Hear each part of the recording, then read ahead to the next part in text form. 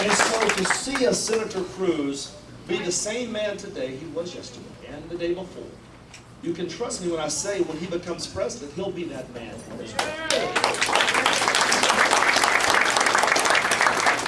And he believes just like you and I believe. I promise you that. His family was on the bus with us. Will they be here today or are they heading back? Probably 8. Have you seen those beautiful little girls he has? Yes. Are they not the most precious things you've ever seen in your life? And this is an incredible experience for a 3-year-old and a 7-year-old, isn't it? My boys went through something like that. These girls seem more well-adjusted than my boys do. And they're an amazing family, a good Christian family. You guys, before we get started, when he comes in here, I'll wrap up what I've got to say. I'm supposed to end this on a high note, naturally. Any questions for me as far as the campaign is going? Any questions for me as far as the conservative movement is going? This is a good time to talk about it for a second. How is it going? How is it going? I'm glad you asked, Kelly. It could be better. No, I tell you how it's going. I think what you're seeing right now are people gelling around the core principles that make our party great. I am proud to be a Republican. But I'm even more proud when the party lives up to its platform and fights for those positions. And we talk about consistency because our party needs that consistency back. And I'm very proud of it. I'm very proud to be a part of it. But I just want to see us reinvigorate our grassroots, and that's what we're doing here today. Hillary Clinton will be a strong candidate.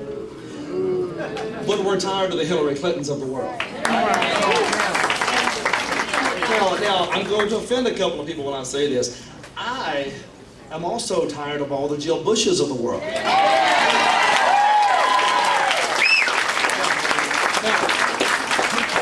that's not to say he's not a great guy. He's a great guy. Mike Huckabee is a great guy. I'm not so sure about Lindsey Graham yet, okay? But I can tell you, we can elect good guys who are also strict constructionists and conservatives. And that's the idea. So I think we're going to win this fight, and I see the party gelling again, not around personalities, but around these principles that we hold so dear. I think we're going to. I think we'll unite around those core conservative principles that Reagan used to unite all the factions back in 1980. That's the kind of candidate Ted Cruz is. He has the ability to unite because libertarians, they value his approach to the Bill of Rights. Fiscal conservatives value his approach to a balanced budget. Social conservatives know he's a good Christian man. And you put those three together, you have a good base of support in the party, and that's what we're seeing out there, and that's what unites us.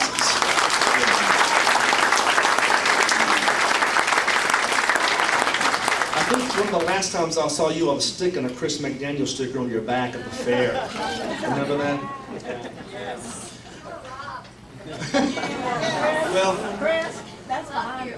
it is. Here's the thing, and she's right. Here's the thing, God has a plan. And whatever happened those nights or those days leading up to that, that was all part of God's plan. We don't have to necessarily understand it right now because as humans we are limited in our fuller understanding. But I trust that God always will make the right decisions, that He knows what's best for me, my family, the party, and the conservative movement. So if I had to lose that night the way I did, but there's a greater purpose, even if it's not me, I'm very satisfied with that. I'm very satisfied. Yes, sir. Movement getting off the ground now? Yeah, you know, it is. It is. And I think what a lot of us agree on, too, is the idea that we have too many career politicians. Right?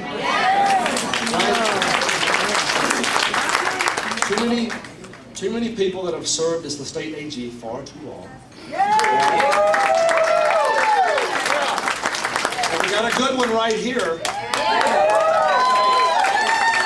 It's a good one.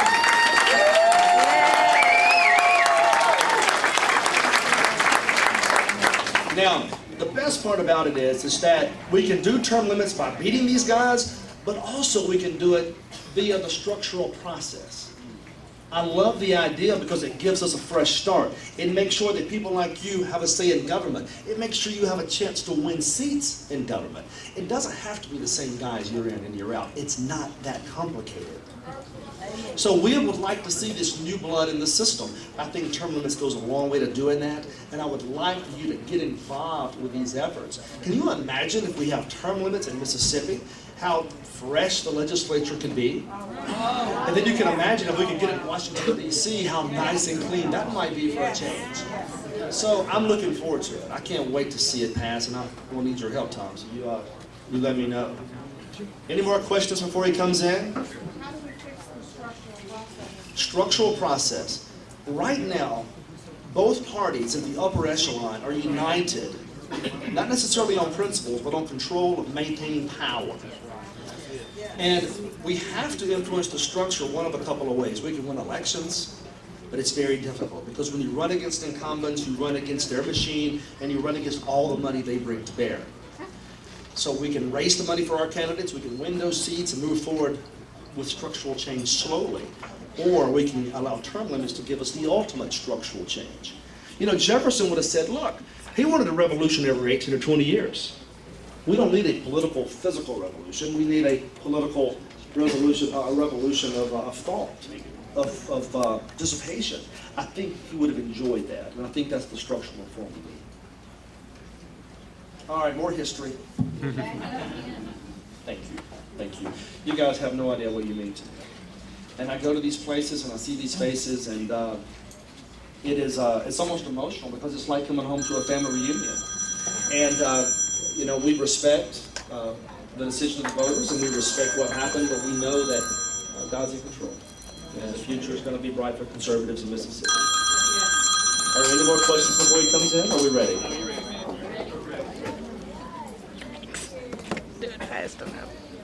All right, let's do this then. He's there. Hear me one time. Look at me for a second. Come on. We got to get fired up for this, all right? We have had enough Barack Obamas in Washington, D.C.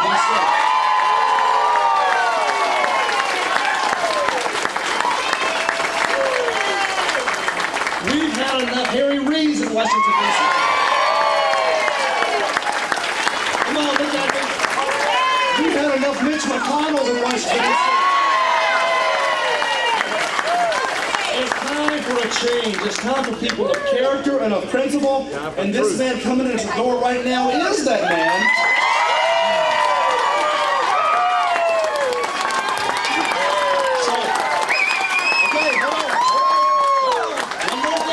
One more thing. I want to hear it really loud this time. Help me introduce the next president of the United States of America, Senator Ted Cruz.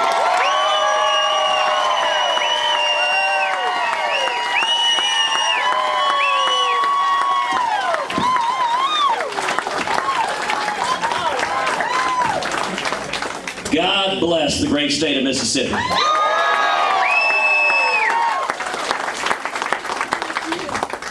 Let me say thank you to our incredible Mississippi leadership team, and especially the chairman of our Mississippi team, Senator Chris McDaniel. Chris is a strong, principled, conservative fighter who stands up and tells you the truth, and I am proud to stand with my friend Chris McDaniel and with each and every one of you.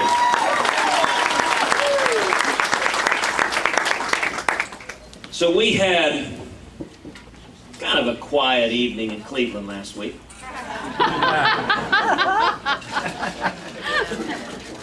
What an incredible array of talent on that debate stage. In one man. How fantastic is it to have so many young, talented, dynamic, inspirational leaders stepping forward to lead the Republican Party and to lead this nation.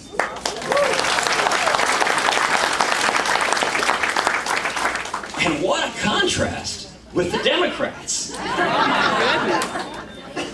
You know, I'm pretty sure the first Democratic debate is going to consist of Hillary Clinton and the Chipotle clerk. Now, that's actually not fair. we can't forget about Bernie Sanders. So now the Democratic field consists of a wild-eyed socialist with ideas that are dangerous for America and the world, and Bernie Sanders.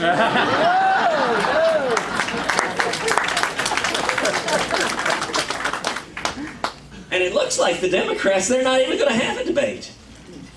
They're moving it later and later, September, October, November. I think they may move it to 2017. Actually, they had planned an early debate. The problem was the debate invitation was emailed to Hillary.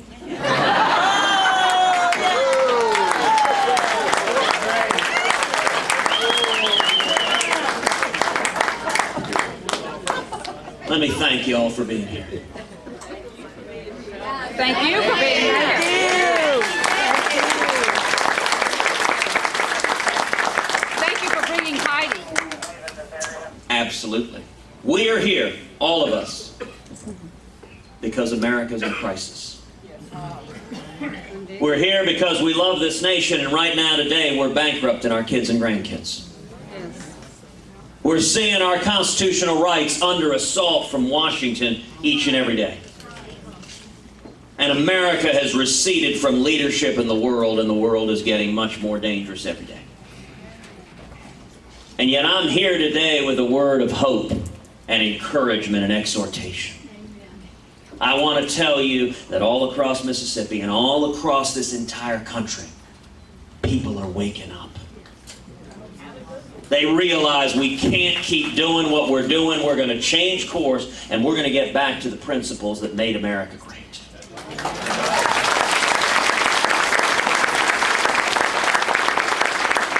I'm here to tell you that help is on the way.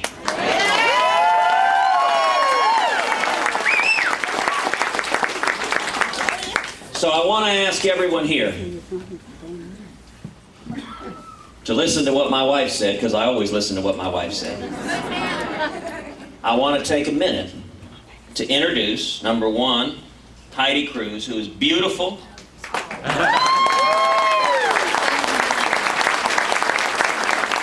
and brilliant, and an amazing businesswoman, and a phenomenal mom, and she's also my best friend in the entire universe.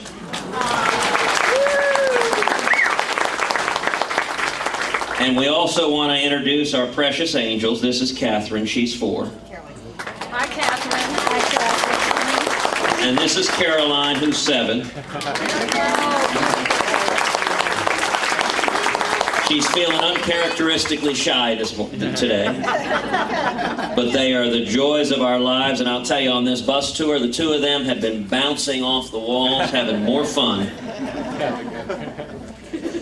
And we are thrilled to be with you in Olive Branch, Mississippi.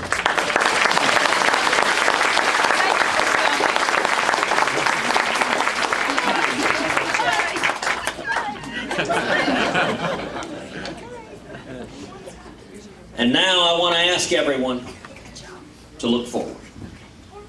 To look forward to January 2017. If I'm elected president, let me tell you what I intend to do on my first day in office. The first thing I intend to do in office is rescind every single illegal and unconstitutional executive action.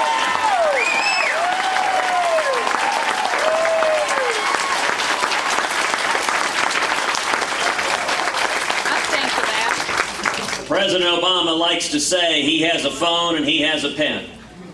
Well, you live by the pen, you die by the pen. Woo! Here, here. And my pen has an eraser.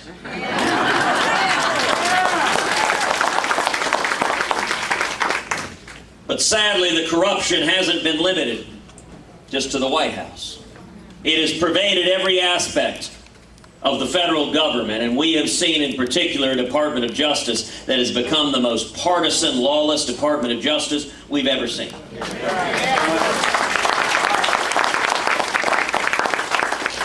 The second thing I intend to do on my first day in office is instruct the Department of Justice to open an investigation into Planned Parenthood.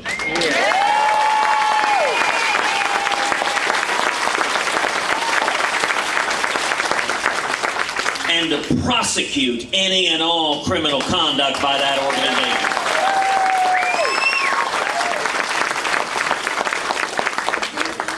The administration of justice is supposed to be nonpartisan, blind to party or ideology. The only loyalty at the Department of Justice should be to the Constitution and the laws of the United States of America. And we are going to restore integrity to the United States Department of Justice. The third thing I intend to do on the first day in office is instruct the Department of Justice and the IRS and every other federal agency that the persecution of religious liberty ends today.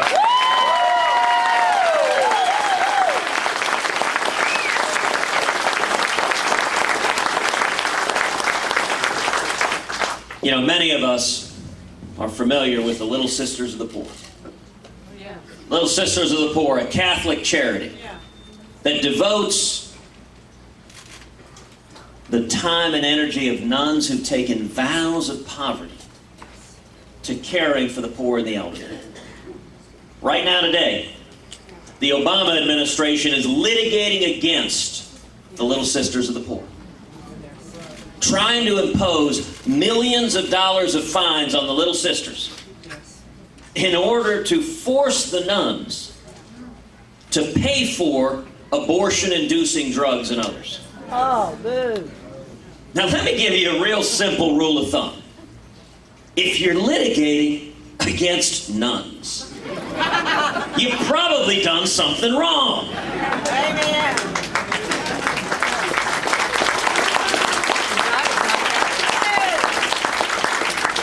In January 2017, instead of receiving a legal summons from the Obama Justice Department, the Little Sisters of the Poor will receive in the mail notification that the case against them has been dismissed.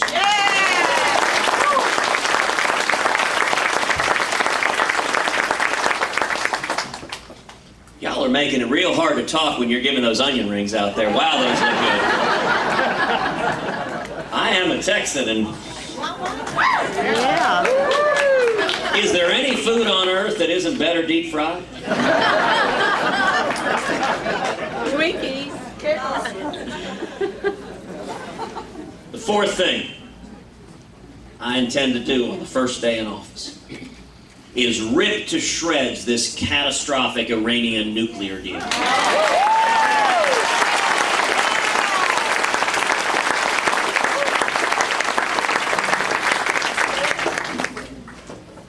The threat of Iran acquiring nuclear weapons is the single greatest national security threat facing the United States of America.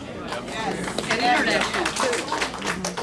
A couple of weeks ago, I observed, if this deal goes through, the Obama administration will become the world's leading financier of radical Islamic terrorism.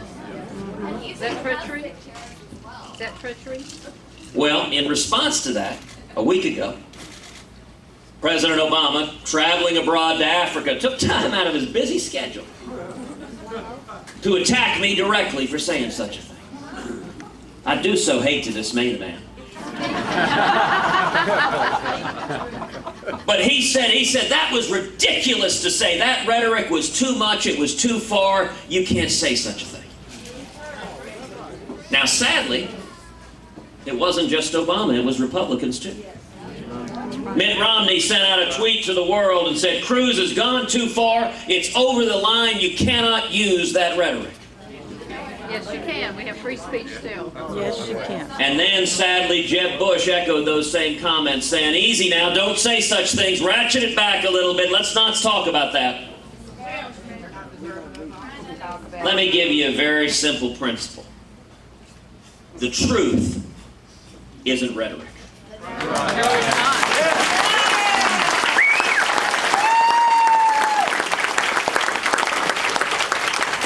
And you know, the entire course of attacking me, President Obama didn't actually dispute any of the substance of what I said.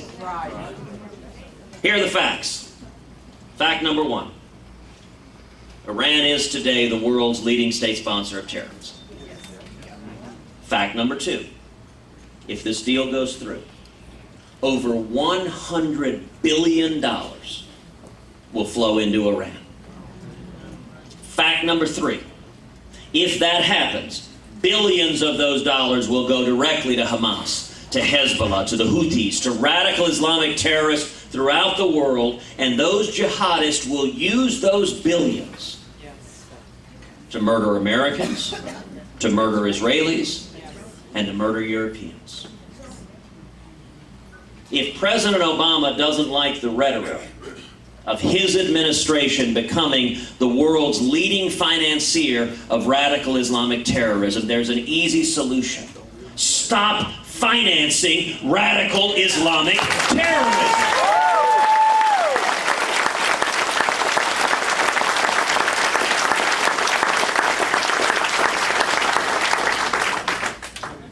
The fifth thing I intend to do on the first day in office is begin the process of moving the American embassy in Israel to Jerusalem, the once and eternal capital of Israel.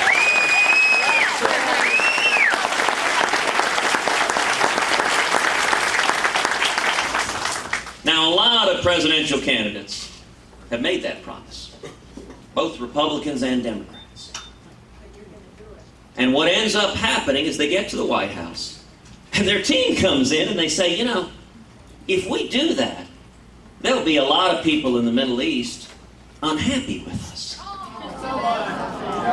You know, if you hadn't noticed, they're already pretty unhappy with us. Let me tell you what I think is the single biggest difference between me and the other fine gentlemen that stood on that stage in Cleveland. Is that with me, you know what you're going to get. Yes, indeed.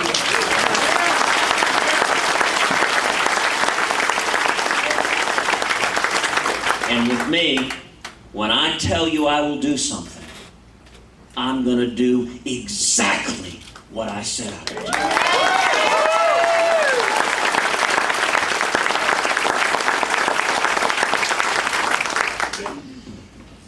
That's day one. It's Gonna be busy.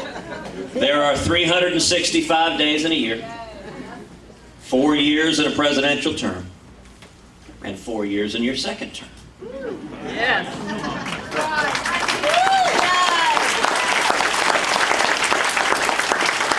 By the end of 8 years, there are going to be an awful lot of newspaper reporters and editors and journalists who've checked themselves into therapy.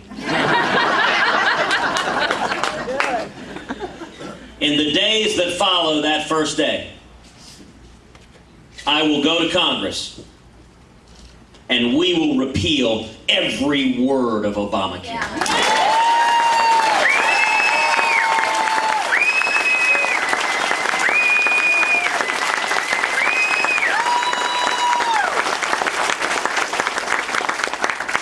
We're going to adopt common sense health care reform that makes health insurance personal and portable and affordable and keeps government from getting in between us and our doctors.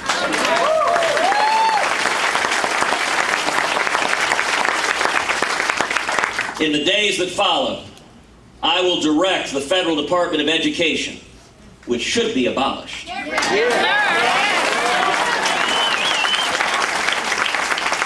I will direct the Federal Department of Education to end Common Core now.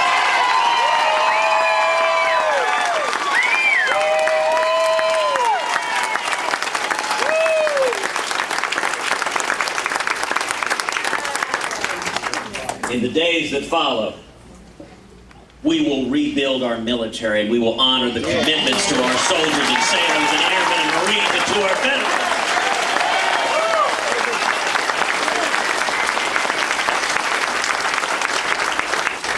And we will allow our servicemen and women to exercise their right to keep and bear arms and protect themselves.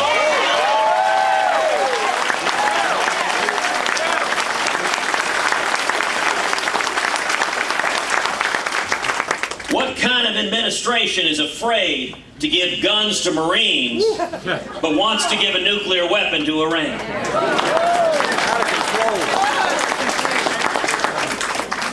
In in the days that follow, we will finally secure our borders and end sanctuary cities.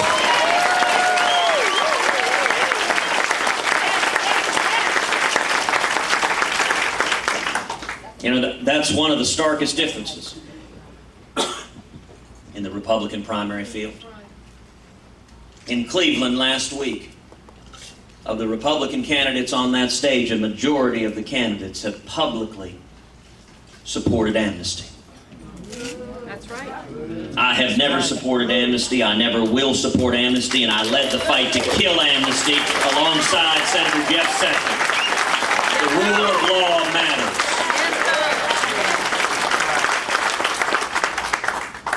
You know, in 2013, the Obama administration released to the public 104,000 criminal illegal aliens. Yes.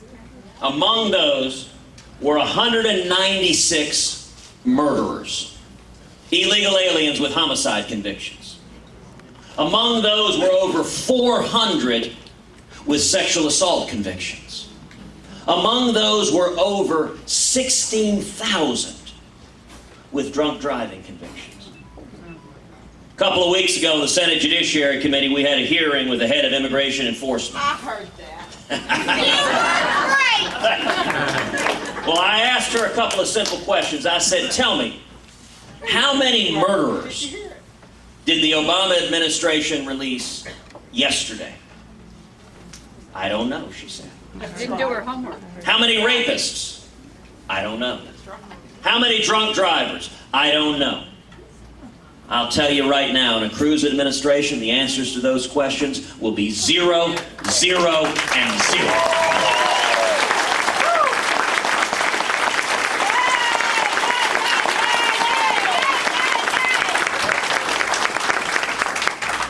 And in the days that come, I will work with Congress to pass fundamental tax reform to adopt a simple flat tax.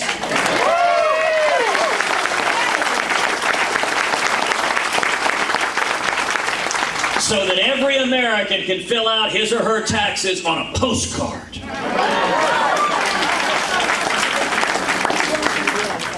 And when we do that, we should abolish the IRS.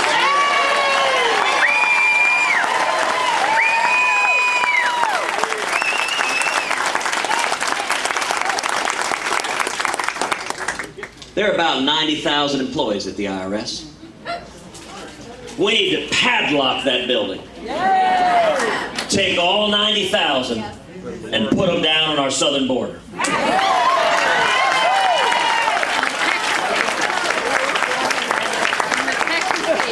Now, to our friends in the media, I say that somewhat tongue-in-cheek. But if you think about it, imagine you had traveled thousands of miles in the blazing sun. You're swimming across the Rio Grande. And the first thing you see is 90,000 IRS agents. You turn around and go home too.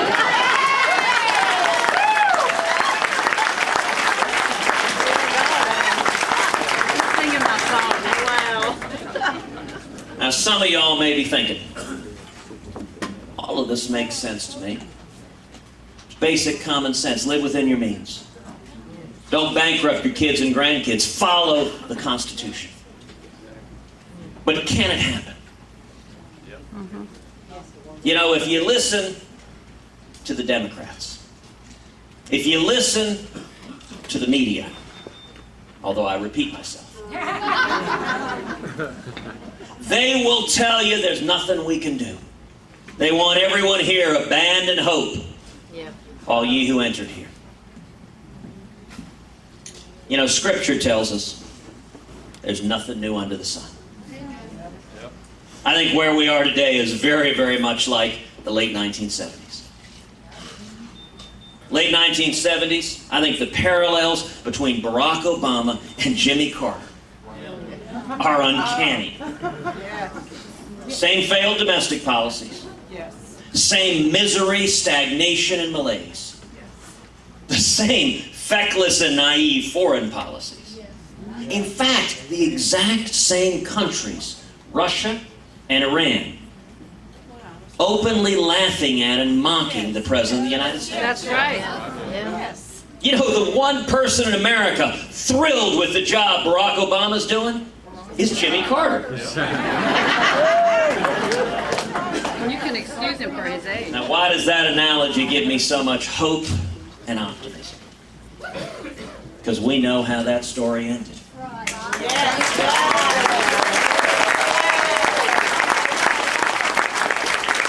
In the late 1970s and 1980, we saw a grassroots movement sweep this country. Millions of men and women came together and became the Reagan Revolution.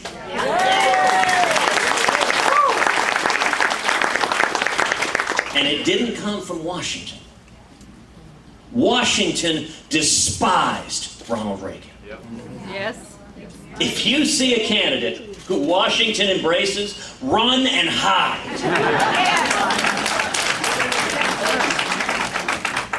It came from the American people. It rose up like a tidal wave and it turned this nation around. We went from stagnation and misery to booming economic growth, to millions of people lifted out of poverty and into prosperity.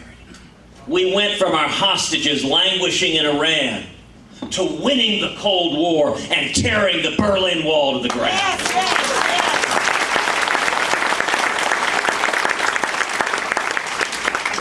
The reason I'm optimistic is simple. The same thing is happening again.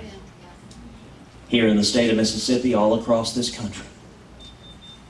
You know, we launched our campaign on March 23rd at Liberty University.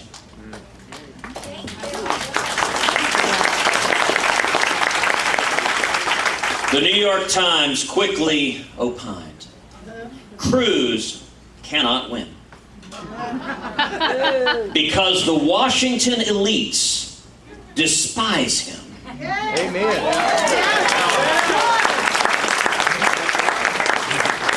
You know, Chris, I kind of thought that was the whole point of the campaign.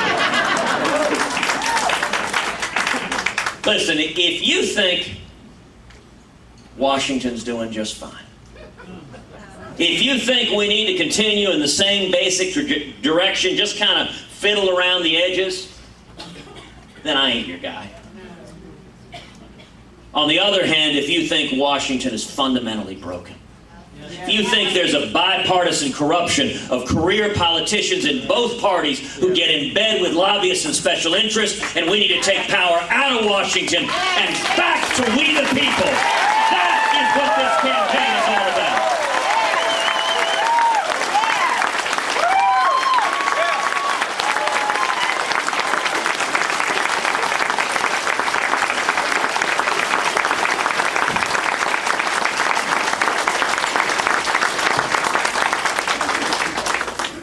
Well, the Times went on.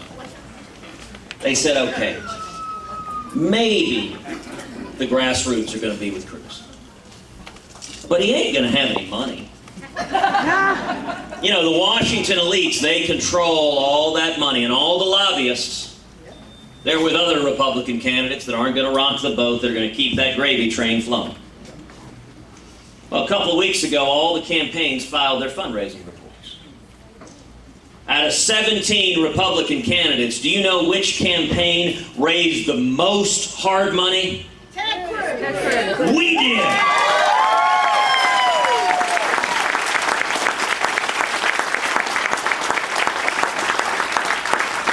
In just over 3 months, we raised $14.3 million.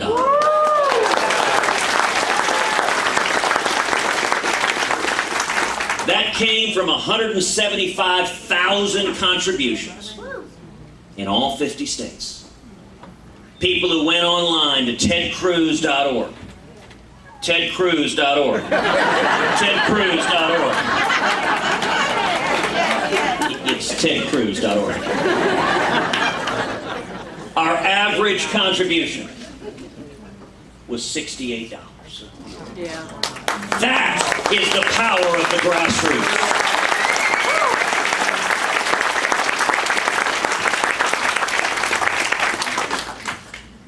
I want to close with two different things. That is a nice reaction.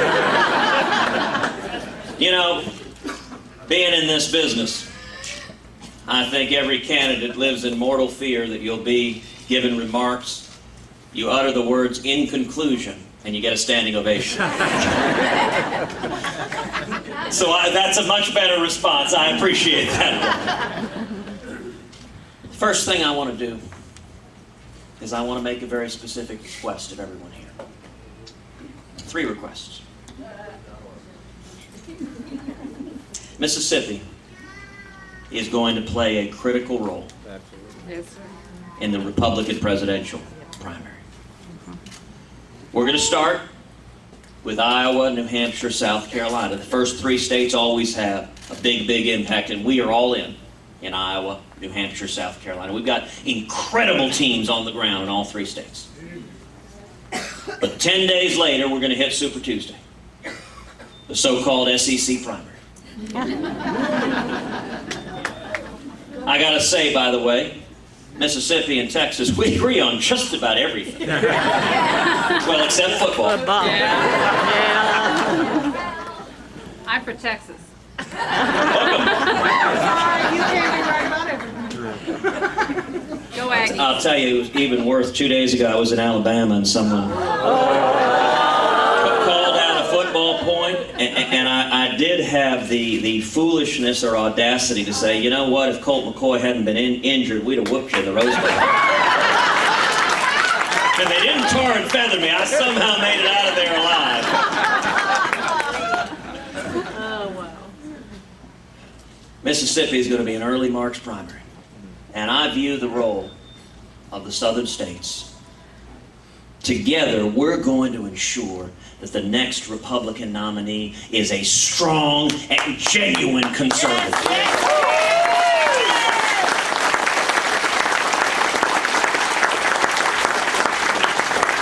That's the only way we win. Every time we do something else, every time we run Democrat light, we lose. Right.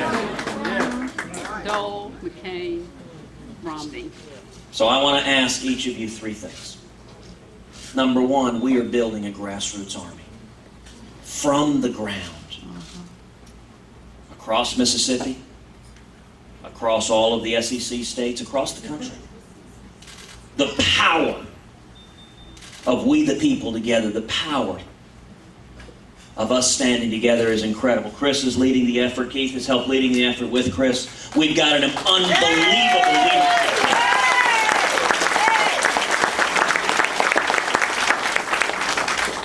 But I want to ask each of you to volunteer with us, to join the effort, to take on a leadership role in your county, to take on a leadership role in your precinct, to take on a leadership role in your community. The second thing I want to ask is for everyone here today to go online to tedcruz.org and contribute. Now, some of you may be able to max out. If you can, God love you. We need the resources, and we will use them to communicate a conservative message. But everybody here can contribute something. You know, Melanie, one of our statewide leaders, knows firsthand the power of the grassroots on the ground. Everyone here can give $10 or $25 or $50. And let me tell you why it's so important. Because when you do, You're invested. you're invested. That's right. You've got skin in the game. Suddenly it's not my campaign. It's your campaign. That's how we're going to win. I cannot win this race. It is beyond my capacity. But we together can and will win this race.